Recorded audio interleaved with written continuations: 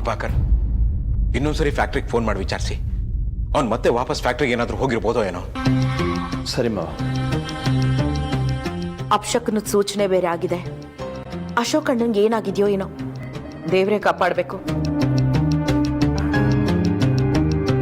Hello security. ಹೇಳಿ sir. Ashok sir ಮತ್ತೇನಾದರೂ factory ಕಡೆ ಬಂದ್ರಾ? ಸರ್ ಅವರು ಮಧ್ಯಾಹ್ನನೇ ಹೊರಟರು. ಈಗ ಫ್ಯಾಕ್ಟ್ರಿ ಕ್ಲೋಸ್ ಆಗಿದೆ, ಯಾರೂ ಇಲ್ಲ. ಹೌದಾ, ಓಕೆ. ಅವನು ಮತ್ತೆ ಫ್ಯಾಕ್ಟ್ರಿ ಕಡೆ ಹೋಗಿಲ್ವಂತೆ. ಅಣ್ಣನಿಗೆ ನೂರಾರು ಕೆಲಸ ಇರುತ್ತೆ, ಯಾವುದೋ ಮೀಟಿಂಗಲ್ಲಿ ಇರ್ಬೋದು. ಸ್ವಲ್ಪ ಹೊತ್ತು ವೇಟ್ ಮಾಡೋಣ. ಅವ್ನು ಎಲ್ಲೇ ಹೋಗಿದ್ರು ಅವ್ನ ಫೋನ್ ರೀಚ್ ಆಗಬೇಕಾಗಿತ್ತಲ್ವಾ? ಅಟ್ಲೀಸ್ಟ್ ಮೀಟಿಂಗ್ ಹೋಗಿದ್ದಿದ್ರೆ ಒಂದು ಫೋನ್ ಮಾಡಾದ್ರೂ ಹೇಳ್ತಿದ್ದ. ಯಾವುದಕ್ಕೂ ನಾವು ಪೊಲೀಸ್ ಕಂಪ್ಲೇಂಟ್ ಕೊಡೋದು ಒಳ್ಳೇದು ಅನಿಸ್ತಾ ಇದೆ. ಇದಕ್ಕೆಲ್ಲ ಪೊಲೀಸ್ ಕಂಪ್ಲೇಂಟ್ ಕೊಡೋದು ಸರಿ ಇರಲ್ಲ ಭವಾನಿ. ಇದಿಷ್ಟೇ ವಿಚಾರ ಅಲ್ಲ ರೀ, ಅವ್ನ ಟೈಮ್ ಬೇರೆ ಸರಿ ಇಲ್ಲ. ಅದಕ್ಕೆ ಯಾವುದಕ್ಕೂ ಸೇಫರ್ ಸೈಡಿಗೆ ಕಂಪ್ಲೇಂಟ್ ಕೊಡೋದು ಒಳ್ಳೇದು. ಅಲ್ಲ, ಪ್ರತಿಯೊಂದಕ್ಕೂ ಪೊಲೀಸ್ ಕಂಪ್ಲೇಂಟ್ ಕೊಡ್ತಾ ಇದ್ರೆ ನಮ್ಮ ಮನೆ ಮರ್ಯಾದೆ ಏನಾಗಬೇಕು ಹೇಳು? ಅಶೋಕ್ಗೆ ಒಬ್ರು ಫ್ರೆಂಡ್ ಇದ್ದಾರೆ, ಅವ್ರನ್ನ ಮೀಟ್ ಮಾಡೋಕೆ ಏನಾದರೂ ಹೋಗಿದ್ದಾನಂತ ವಿಚಾರಿಸ್ತೀನಿ.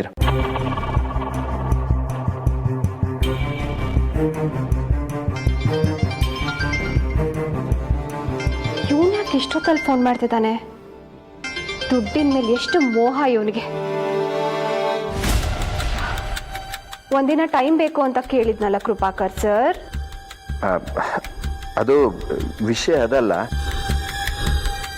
ಅಶೋಕ್ ನಿಮ್ಮನ್ನೇನಾದರೂ ಮೀಟ್ ಮಾಡೋಕೆ ಬಂದಿದ್ನ ಅಂತ ಕೇಳೋಣ ಅಂತ ಫೋನ್ ಮಾಡಿದೆ. ಆಶು ಬಂದಿದ್ದ, ಅವಾಗಲೇ ಹೊರಟ. ಹೌದಾ? ಯಾಕೆ? ಆಶು ಇನ್ನೂ ಮನೆಗೆ ಬಂದಿಲ್ವಾ? ಇಲ್ಲ, ಬಂದಿಲ್ಲ. ಅವನ ಫೋನ್ ಕೂಡ ನಾಟ್ ರೀಚಬಲ್ ಬರ್ತಾ ಇದೆ.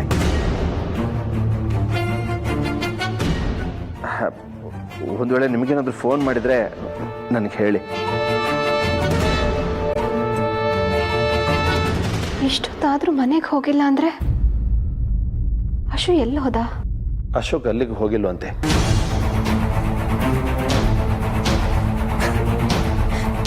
ಯಾಕೆ ಯಾವಾಗ್ಲೂ ಅಶೋಕಿಗೆ ಈ ರೀತಿ ಆಗತ್ತೆ?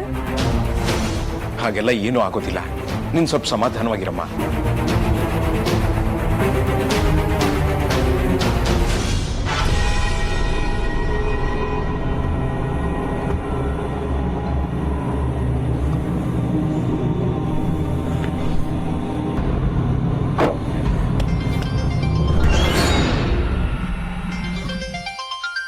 ನನ್ನ ಮೊಬೈಲ್ ರಿಂಗ್ ಆಗ್ತಿದೆ ಅಲ್ವಾ?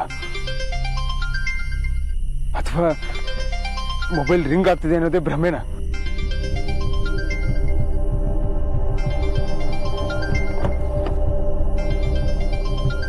ಭ್ರಮೆ ಅಲ್ಲ, ನಿಜಾನೇ. ಆಗ್ಲೇ ಹುಡುಕ್ದಾಗ ಮೊಬೈಲ್ ಇಲ್ಲಿ ಇರ್ಲಿಲ್ವಲ್ಲ, ಇವಾಗ ಹೇಗ್ ಬಂತು?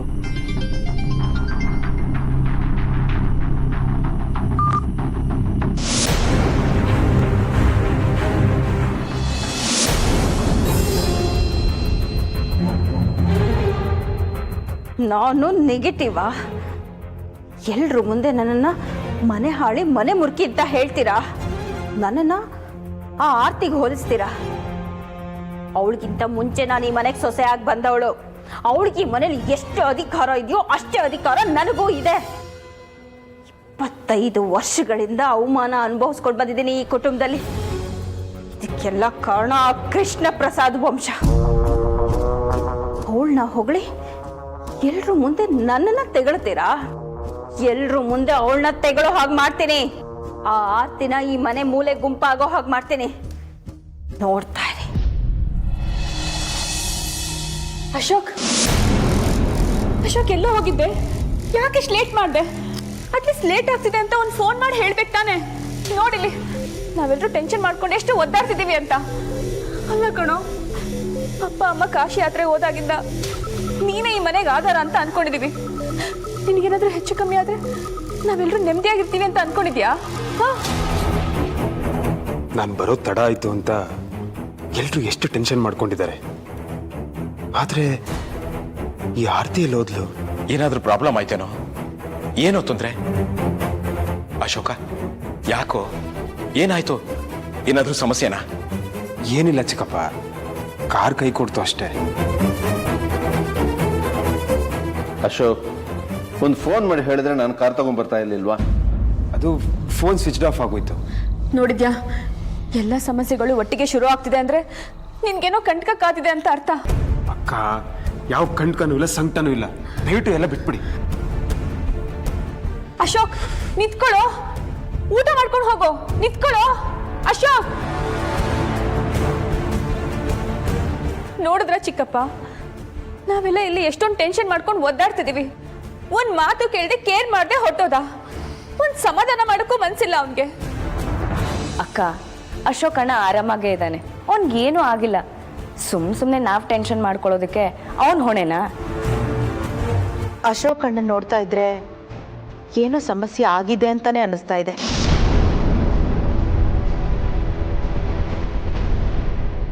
ಏನೋ ಸಮಸ್ಯೆ ಆಗಿದೆ, ಆದರೆ ಹೇಳ್ಕೊತಾ ಇಲ್ಲ.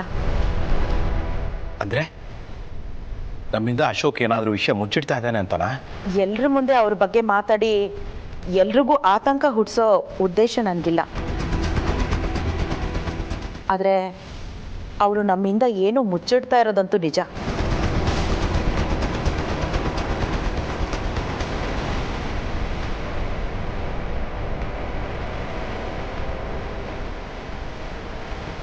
ಅಶೋಕ್, ಎಲ್ಲ ಹೋಗಿದ್ಯಪ್ಪ ಇಷ್ಟೊತ್ತವರೆಗೂ? ನಮಗೆಲ್ಲ ಎಷ್ಟು ಟೆನ್ಷನ್ ಆಗಿತ್ತು ಗೊತ್ತಾ? ಆದರೆ ನಿನ್ನ ಹೆಂಡತಿ ಮಾತ್ರ ಏನಾಯ್ತು ಅವ್ರಿಗೆ? ಏನಾಗುತ್ತೆ, ಆರಾಮಾಗಿ ರೆಸ್ಟ್ ಮಾಡ್ತಾ ಇದ್ದಾಳೆ. ತಾಳಿ ಕಟ್ಟಿದ ಗಂಡ ಇಷ್ಟೊತ್ತಾದರೂ ಮನೆಗೆ ಬಂದಿಲ್ಲ ಅನ್ನೋ ಟೆನ್ಷನ್ನೇ ಇಲ್ಲ ಅವಳಿಗೆ. ನೀನು ಇರೋ ಬರೋ ಫ್ರೆಂಡ್ಸ್ಗೆಲ್ಲ ಫೋನ್ ಮಾಡಿ ನೀನು ಎಲ್ಲಿದ್ಯಾ, ನೀನು ಯಾಕೆ ಇಷ್ಟೊತ್ತಾದರೂ ಬಂದಿಲ್ಲ ಅಂತ ನಾವು ಒದ್ದಾಡ್ತಿದ್ರೆ ಅವಳು ಹೋಗಿ ರೆಸ್ಟ್ ಮಾಡ್ಬೋದಾ? ಅವಳಿಗೆ ಸ್ವಲ್ಪನೂ ಗಂಡ ಅನ್ನೋ ಪ್ರೀತಿನೇ ಇಲ್ಲ ಕಣೋ. ಕೆಲವು ಹೆಂಗಸರಿಗೆ 10 ವರ್ಷ ಆದಮೇಲೆ ಗಂಡದ ಮೇಲೆ ಆಸಕ್ತಿ ಕಡಿಮೆ ಆಗುತ್ತೆ ಅಂತ ಎಲ್ಲೋ ಓದಿದ ನೆನಪು. ಬರೀ ಹೆಂಗಸ್ರಿಗೆ ಮಾತ್ರ ಅಲ್ಲ, ಗಂಡಸ್ರಿಗೂ ಹಾಗೆ ಆಗತ್ತಂತೆ. ಆದರೆ ನಿನ್ನ ವಿಷಯದಲ್ಲಿ ಹಾಗಾಗೋದಕ್ಕೆ ಸಾಧ್ಯನೇ ಇಲ್ಲ. ಹೆಂಡತಿ ಮಕ್ಕಳಿಗೆ ನೀನು ಕೊಡೋ ಪ್ರಾಮುಖ್ಯತೆ ಬಗ್ಗೆ ನಾನು ನಿಮ್ಮ ಚಿಕ್ಕಪ್ಪ ಮಾತಾಡ್ತಾನೆ ಇರ್ತೀವಿ. ಎಲ್ಲ ಹೆಣ್ಮಕ್ಳಿಗೂ ನಿನ್ನಂಥ ಗಂಡ ಸಿಕ್ಕಿದ್ರೆ ಯಾವ ಹೆಣ್ಮಗಳು ಜೀವನನೂ ಹಾಳಾಗಲ್ಲ ಅಂತ ನಿಮ್ಮ ಚಿಕ್ಕಪ್ಪ ಹೇಳ್ತಾನೆ ಇರ್ತಾರೆ ಕಣೋ. ಎಷ್ಟೇ ಆದರೂ ಆರ್ತಿ ಮಿಡಲ್ ಕ್ಲಾಸಿಂದ ಬಂದವಳು. ಆ ಬುದ್ಧಿ ಎಲ್ಲಿ ಹೋಗುತ್ತೆ? ಆಸ್ತಿ ಅಧಿಕಾರ ಸಿಕ್ಕಿದ್ರೆ ಗಂಡ ಮಕ್ಕಳು ಯಾಕೆ ಬೇಕು ಅವಳಿಗೆ? ಆಗ ಚಿರು ಕಂಡ್ರೆ ಆಗ್ತಿರ್ಲಿಲ್ಲ, ಈಗ ಚೈತ್ರನ್ ಕಂಡ್ರೆ ಆಗ್ತಿಲ್ಲ, ಮುಂದೆ ನಿನ್ನ ಕಂಡ್ರೂ ಆಗಲ್ಲ. ಅವಳಿಗೆ ಬೇಕಾಗಿರೋದು ಈ ಮನೆ ಆಡಳಿತ ಅಷ್ಟೇ. ಇನ್ನೆಷ್ಟು ವರ್ಷ ಬದುಕ್ತೀವಿ ಅಂತ ಈ ಆಡಂಬರ ಮೋಹ ಅವಳಿಗೆ. ಗಂಡ ಮಕ್ಕಳನ್ನ ಚೆನ್ನಾಗಿ ನೋಡ್ಕೊಂಡಿರೋದಕ್ಕಾಗಲ್ವಾ? ನಿಮ್ಮ ಕುಟುಂಬದ ವಿಷಯಕ್ಕೆ ತಲೆ ಹಾಕ್ತಿದ್ದೀನಿ ಅಂತ ನನ್ನನ್ನು ತಪ್ಪಾಗಿ ತಿಳ್ಕೊಬೇಡ. ನನಗೆ ಮಗ ಇದ್ದಿದ್ರೆ ನಾನು ಅವನ ಕುಟುಂಬದ ಬಗ್ಗೆ ತಲೆ ಕೆಡಿಸ್ಕೋಬೇಕಾಗಿತ್ತು. ನೀನು ನನ್ನ ಮಗನೇ ಕಣೋ. ತುಂಬ ಮೃದು ಆಗ್ಬೇಡ ಅಶೋಕ್. ಆರ್ತಿ ಹತ್ರ ಸ್ವಲ್ಪ ಸೀರಿಯಸ್ ಆಗಿ ಮಾತಾಡು.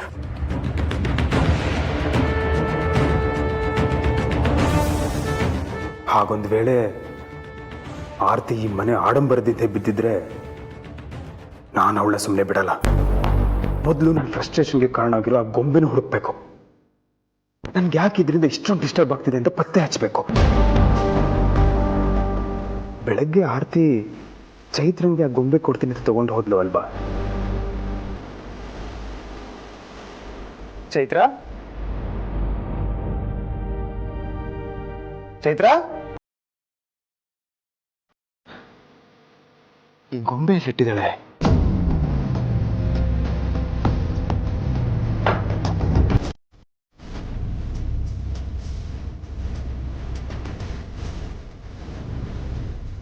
ಎಲ್ಲಿಟ್ಟಿದ್ದಾಳೆ ಇವಳು?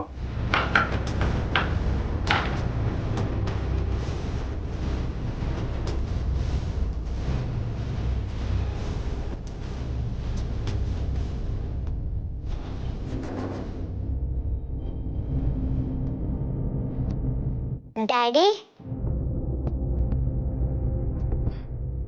ಏನಾಯ್ತು ಡ್ಯಾಡಿ? ಯಾಕೆ ಹೀಗೆ ಕೂತಿದ್ದೀರಾ? ಪುಟ್ಟ, ಮಮ್ಮಿ ಬೆಳಗ್ಗೆ ಒಂದು ಗೊಂಬೆ ತಂದು ಕೊಟ್ರಲ್ಲ, ಅದೆಲ್ಲಿದೆ? ಗೊಂಬೆನ ಯಾವ ಗೊಂಬೆನೂ ಕೊಟ್ಟಿಲ್ಲ ಡ್ಯಾಡಿ. ಸರಿಯಾಗಿ ನೆನ್ಪು ಮಾಡ್ಕೋಕಂದ. ಅದು ಒಂದಿಷ್ಟು ಎತ್ತರ ಇತ್ತು, ತಲೆಲೆಲ್ಲ ಕೂದಲಿತ್ತು, ಬಟ್ಟೆ ಹಾಕಿತ್ತು. ಹಾ, ಆ ಗೊಂಬೆನಾ? ಮಮ್ಮಿ ಅದನ್ನ ಇಟ್ಕೊಂಡಿದ್ರು, ಆದ್ರೆ ನಂಗೆ ಅದನ್ನ ಕೊಡ್ಲಿಲ್ಲ.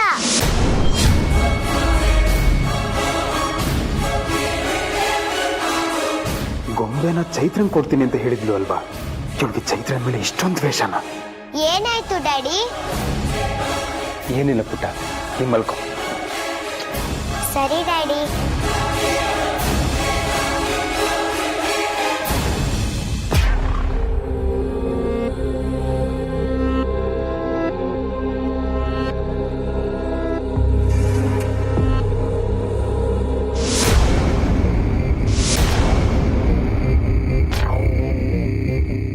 ಇದನ್ನ ನಾನು ಚೈತ್ರ ಕೊಡ್ತೀನಿ. ನೀನ್ ಕೊಡ್ತೀನಿ ಅಂತ ಹೇಳಿ ಯಾಮರ್ಸಿಸ್ಬೇಕಾಗಿಲ್ಲ, ನಾನು ಕೊಡ್ತೀನಿ. ನನ್ನ ಮಾತು ಕೇಳಿ, ನಾನು ಹೇಳಿದ್ನಲ್ಲ ಕೊಡ್ತೀನಿ ಅಂತ. ನಿನ್ನೆ ಗಲಾಟೆಯಲ್ಲಿ ಅವಳಿಗೆ ಸರ್ಪ್ರೈಸೇ ಕೊಡಕ್ಕಾಗ್ಲಿಲ್ಲ. ಇವತ್ತಾದ್ರೂ ಸರ್ಪ್ರೈಸ್ ಕೊಡ್ತೀನಿ. ಕೊಡಿ. ಎಷ್ಟು ನಾಟಕ ಮಾಡ್ತಾಳೆ.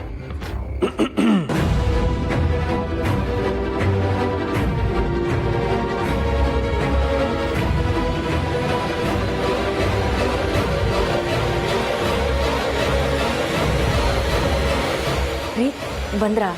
ಯಾಕಿಷ್ಟು ಲೇಟು? ಎಲ್ಲಿ ಹೋಗಿದ್ರಿ? ಏನಾದರೂ ಸಮಸ್ಯೆನಾ? ನಾನು ಮನೆಗೆ ಬಂದಿಲ್ಲ ಅಂತ ನಿನ್ಗೇನು ಟೆನ್ಷನ್ ಇಲ್ವಲ್ಲ? ಆರಾಮಾಗಿ ನಿದ್ದೆ ಮಾಡ್ತಿದ್ಯಾ? ಹಾ, ಎಷ್ಟು ನಾಟಕ ಮಾಡ್ತೀಯ ನೀನು? ಅಶೋಕ್, ಸ್ವಲ್ಪ ತಲೆ ಸುತ್ತುತ್ತಿತ್ತು, ಅದಕ್ಕೆ ರೆಸ್ಟ್ ಮಾಡ್ತಿದ್ದೆ ಅಷ್ಟೇ.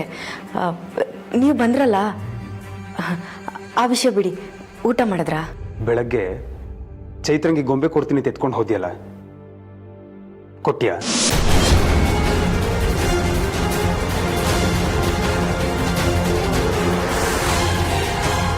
ನಾನು ಕೇಳಿದ ಪ್ರಶ್ನೆಗೆ ಇನ್ನೂ ಉತ್ತರ ಬಂದಿಲ್ಲ.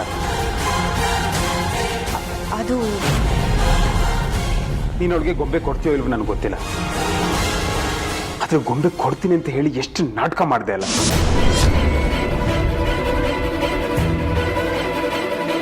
ನಿನ್ ಮಗಳು ಕಣೆ ಅವಳು, ಯಾಕೆ ಇಷ್ಟೊಂದು ಧೋರಣೆ ಮಾಡ್ತಿದ್ಯಾ? ಅಶೋಕ್, ನಾನು ಚೈತ್ರನ್ ಗೊಂಬೆ ಕೊಡೋಣ ಅಂತಾನೆ ಹೋದೆ. ಅಷ್ಟರಲ್ಲಿ ಅವಳು ಸ್ಕೂಲ್ಗೆ ಹೊಟ್ಟೋಗಿದ್ಲು. ಕೊಡೋ ಮನ್ಸಿದ್ರೆ ಸ್ಕೂಲಿಂದ ಬಂದ್ಮೇಲಾದ್ರೂ ಕೊಡ್ಬೇಕಾಗಿತ್ತು ತಾನೆ? ಅವಳಿಗೆ ಗೊಂಬೆ ಕೊಟ್ಟಿಲ್ಲ ಅಂತ ಅವಳೇನು ಬೇಜಾರು ಮಾಡ್ಕೊಳ್ಳಲ್ಲ ಬಿಡಿ ಅಶೋಕ್. ಅಂದ್ರೆ ಆ ಗೊಂಬೆ ನಿನ್ನ ಹತ್ರನೇ ಇದೆ ಅಂತ ಆಯ್ತು.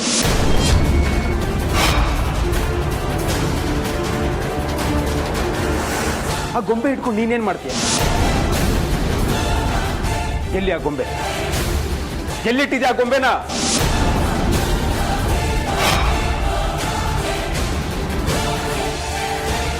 ಆ ವಿಚಾರ ಈಗ ಮಾತಾಡೋದು ಬೇಡ ಬಿಡಿ. ಯಾಕೆ ಮಾತಾಡಬಾರ್ದು? ನನಗೆ ಗೊತ್ತಿಲ್ಲ ಹಾಗೆ ನೀನೇನೋ ಮಾಡ್ತಿದ್ಯಾ. ಅದೇನು ಅಂತ ನನಗೆ ಗೊತ್ತಾಗ್ಬೇಕು. ಅಶೋಕ್, ನಾನೇನು ಮಾಡ್ತಾ ಇದ್ದೀನಿ? ಸುಮ್ಮನೆ ಏನೇನೋ ಮಾತಾಡಬೇಡಿ ನೀವು. ನಿನ್ ಮೊದಲಿದ್ದಾಗಿಲ್ಲ ಆರ್ತಿ, ಸಂಪೂರ್ಣವಾಗಿ ಬದಲಾಗಿದ್ಯಾ. ನಿನ್ನ ಆಟಿಟ್ಯೂಡ್ ಬದಲಾಗಿದೆ, ಯಾವುದನ್ನು ಬಿಟ್ಕೊಡ್ತಾ ಇಲ್ಲ. ಅದೇನು ನಡೀತಿದೆ ಅಂತ ಹೇಳು. ಏನು ನಡೀತಿಲ್ಲ ಅಶೋಕ್. ಇಲ್ಲ, ನೀನು ಹೇಳಲೇಬೇಕು. ಸತ್ಯ ಏನು ಅಂತ ಗೊತ್ತಾಗ್ಲೇಬೇಕು ನನಗೆ. ನೀನ್ ಯಾಕೆ ಅನುಮಾನಾಸ್ಪದವಾಗಿ ನಡ್ಕೊಂತಿದ್ಯಾ ಅಂತ ಗೊತ್ತಾಗ್ಬೇಕು. ಹೇಳು ಹೇಳು.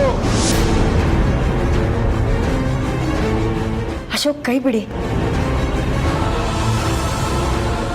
ಯಾಕೆ ಇಷ್ಟೊಂದು ಎಕ್ಸೈಟ್ ಆಗಿದ್ದೀರಾ? ಬಿಡಿ ಅಶೋಕ್. ನೀನು ನಿಂದ ಏನೋ ಮುಚ್ಚಿಡ್ತಿದ್ಯಾ, ಅದೇನು ಅಂತ ಹೇಳು. ಅಶೋಕ್, ಕೈ ಬಿಡಿ. ಅಶೋಕ್, ನಾನು ಏನು ತಪ್ಪು ಮಾಡ್ತಿಲ್ಲ. ನಾನು ಏನೇ ಮಾಡಿದ್ರು ಈ ಮನೆಗೋಸ್ಕರ ಮಾಡ್ತಿದ್ದೀನಿ. ನೀವೇನೇನೋ ಕೆಟ್ಟಾಗಿ ಯೋಚನೆ ಮಾಡಬೇಡಿ.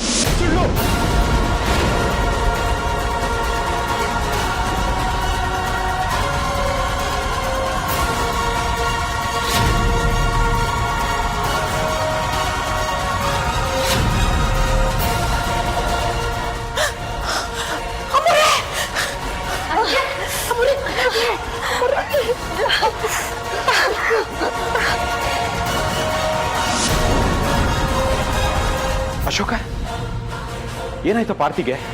ಯಾಕೆ ಬಿದ್ದಿದ್ದಾಳೆ? ಅದು ಏನಾಯ್ತು ಅಂತ ಗೊತ್ತಾಗ್ಲಿಲ್ಲ. ಅಪಶಕನ ಸೂಚನೆ ಆಗಿದ್ದು ಆರ್ತಿ ಅಮ್ಮವ್ರಿಗೇನೋ ಆಗತ್ತೆ ಅಂತನಾ?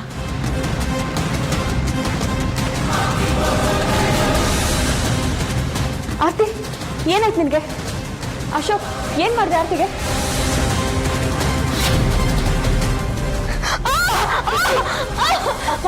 ಅದಕ್ಕೆ ಕಾಲಕ್ಕೆ ಪೆಟ್ಟಾಗಿದೆ.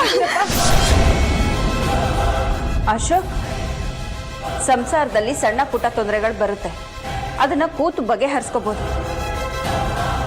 ಹಾಗಂತ ಹೆಂಡತಿ ಕಾಲೇ ಮುರಿತಾರೇನೋ? ಇಲ್ಲ ಚಿಕ್ಕಮ್ಮ, ಅದು ಈಗ ಮಾತು ಬೆಳೆಸೋದು ಬೇಡ, ಮೊದಲು ಅವಳನ್ನ ಆಸ್ಪತ್ರೆಗೆ ಅಡ್ಮಿಟ್ ಮಾಡೋಣ.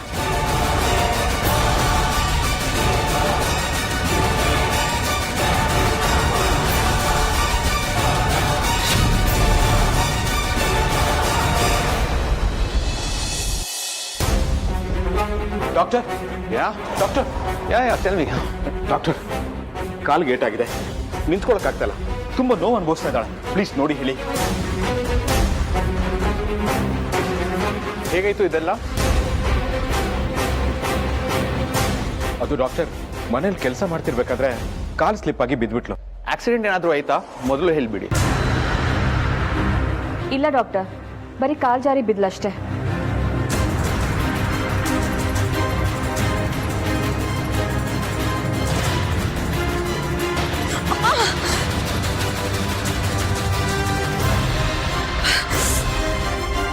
ಸ್ಕ್ಯಾನಿಂಗ್ ರೂಮ್ ಕರ್ಕೊಂಡು ಹೋಗಿ ಸಿಸ್ಟರ್, ನಾನು ಬರ್ತೀನಿ.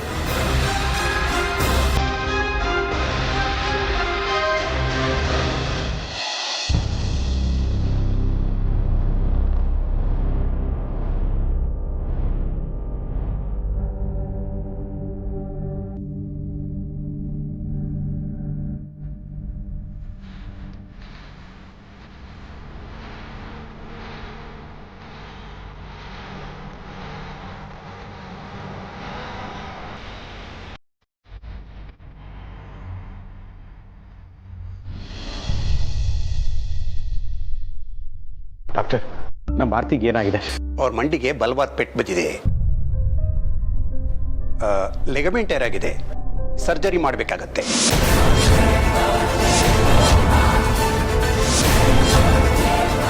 ಸರ್ಜರಿ ಆದಮೇಲೆ 1 ತಿಂಗಳು ಕಂಪ್ಲೀಟು ಬೆಡ್ ರೆಸ್ಟ್ ಇರಬೇಕು.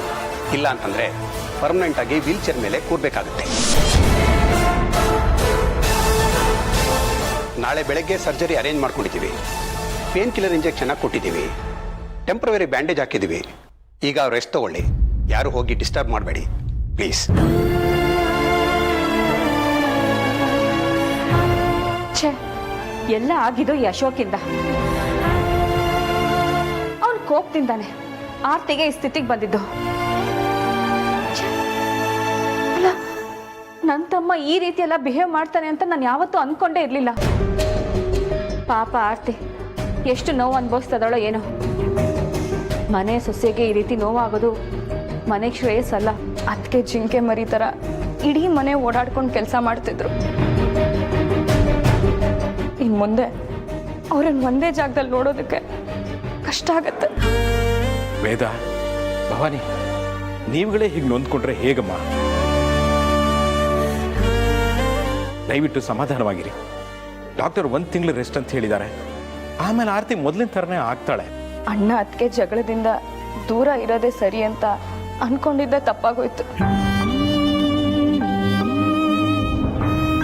ಗಂಡ ಹೆಂಡತಿ ಜಗಳ ಸರಿ ಹೋಗುತ್ತೆ ಅಂತ ಅನ್ಕೊಂಡ್ರೆ ಅದು ಅದಕ್ಕೆ ಕಾಲು ಮುರಿಯೋ ಮಟ್ಟಕ್ಕೆ ಹೋಯ್ತಲ್ಲಪ್ಪ.